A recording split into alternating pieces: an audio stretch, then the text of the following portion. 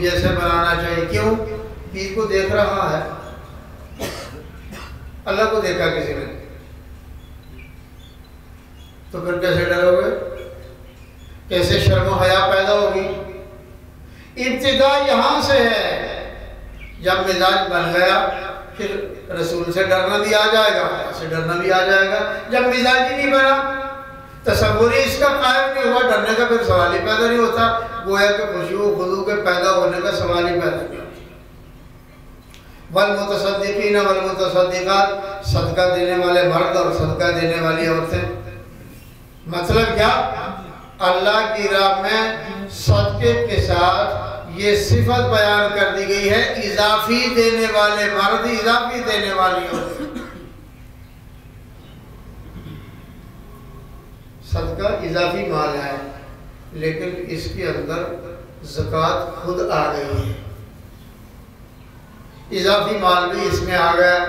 کیوں؟ جب چھوٹے جانور کی بات کی جائے گی، بڑے خود ہی اس کے اندر آ جائیں گے. مثلا آپ چھوٹے بچڑے کا گوشت کھا سکتے ہیں، کیا مطلب؟ بڑے بچڑے کا بھی کھا سکتے ہیں. آپ چھوٹے کا گوشت پھر بڑے کا بھی نہیں کھا سکتے. اونٹ کے بچے کا گوشت کھا سکتے ہیں، جی پھر اونٹ کا بھی کھا سکتے ہیں. بچڑی آپ کھا سکتے ہیں، مطلب کیا؟ پھر تو گائے بھی کھا سکتے ہیں. آپ کٹا کھا سکتے ہیں، جی پھر بڑا کٹا بھی کھا سکتے ہیں. آپ کٹی کھا سکتے ہیں، جی پھر بھینس بھی کھا سکتے ہیں. جب چھوٹی بات ثابت ہو گئی، پھر چھوٹی کے ساتھ بڑی اد خود آ گئی.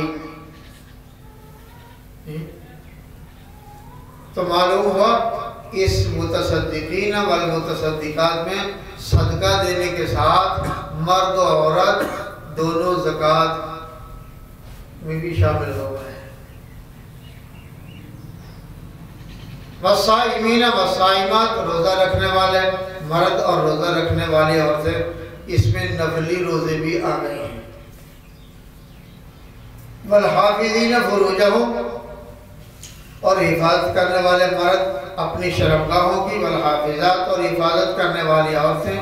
والذاکرین اللہ کثیرا، اور یاد کرنے والے مرد اللہ کو بہت زیادہ. والذاکرات، اور یاد کرنے والی اللہ کو بہت زیادہ عورتیں. اعد اللہ لہم مغفرۃ و اجر عظیما، اعد اللہ، مہیا کر رکھی ہے اللہ نے، لہم، ان کے لیے، مغفرۃ، بخشش، و اجر، اور اجر ہے ان کے، عظیماً، بہت بڑا.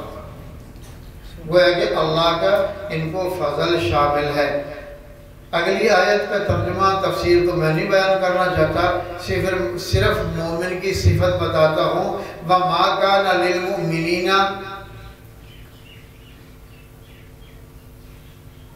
وَلَا مُؤْمِنَةٍ،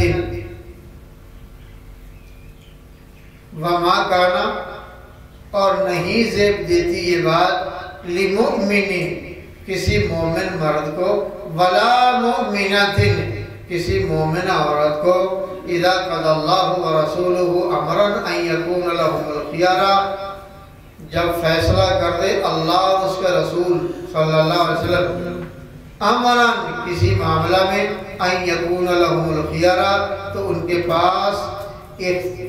پاس اختیار، من امرہم، اپنے معاملات کا، ومن یعص اللہ ورسولہ، اور جو نافرمانی کرتا ہے اللہ اور اس کے رسول کے، فقد ضل ضلالا مبینا، جو در حقیقت ضل، جا پڑا وہ، ضلالا مبینا، کھلی ہوئی گمراہی میں. مومن وہ ہے جو اللہ اور اس کے رسول کے ہر فیصلے کو تسلیم